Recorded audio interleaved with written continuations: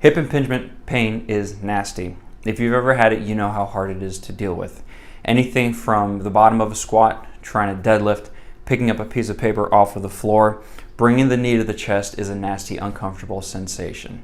What it is a tightness or pain in the front of the hip anytime your knee comes up toward your chest. So I want to show you a test to see if that's really what you got, and then I want to show you 3 exercises to try to fix it. Because if you've had this before, you know how hard it is to get rid of. These exercises don't only focus straight at the hip, the area of pain, but it hits the quads a little bit and it hits the glutes to try to focus on other areas so we don't just beat up the anterior hip.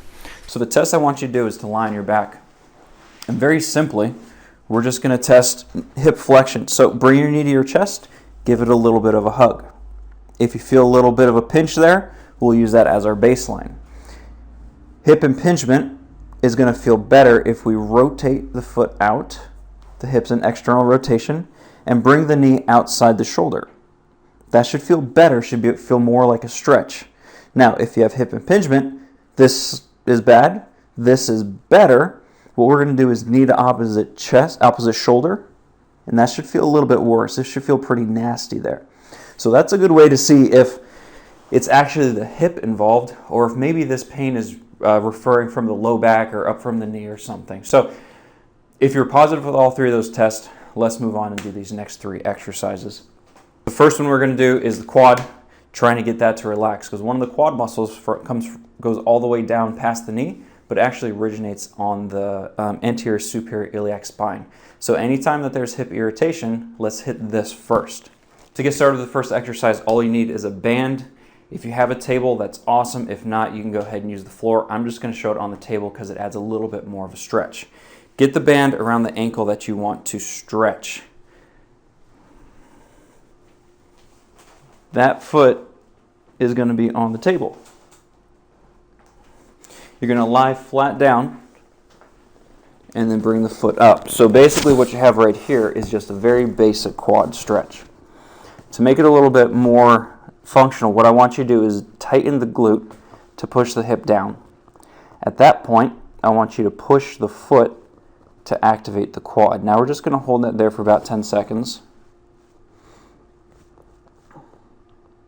After that 10 seconds, you're just going to bring it up into a stretch and let it relax. So we're lengthening the muscle, and then we're going to activate that muscle.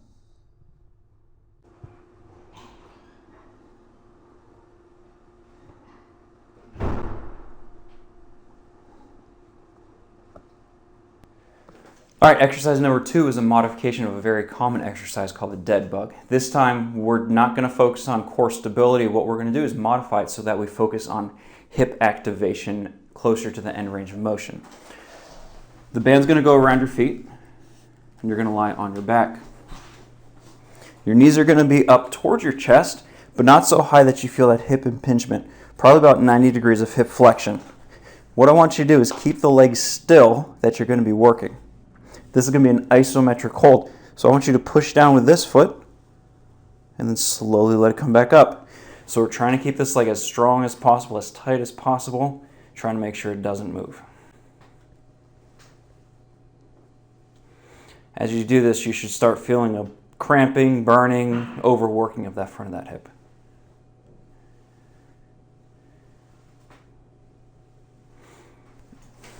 Exercise number 3 is a modification of a bridge.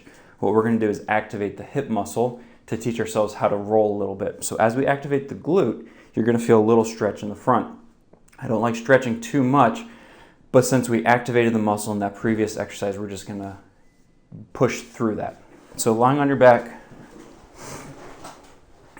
with the foot up, or with the knee up, you're going to push down with your foot and roll away. You should feel that back hip muscle working. And at the very end, you should feel the front of the hip stretching. Make sure the knee stays straight and just rolling out.